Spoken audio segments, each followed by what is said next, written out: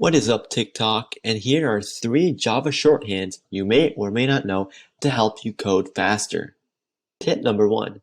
Swapping variables using XOR instead of creating a third variable. A quick way to swap 2 numbers instead of using a third variable can be through using the XOR operators as shown on your screen. Tip number 2. Calculating the number of digits in a number directly instead of using a loop. One simple way to do this is by using log base 10 on your number and using the floor function to floor sort of round that and adding 1 to determine the total number of digits in your number.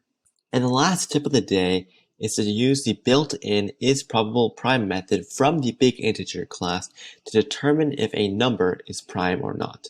But please note that this is only probability and not certainty. By using this method, you will save a bit of time, but in return, you might lose out on accuracy. With that said, if you enjoyed, please leave a like, share, follow, and please let us know down in the comments if we missed one of your favorite shortcuts. Thank you for watching and have a great day.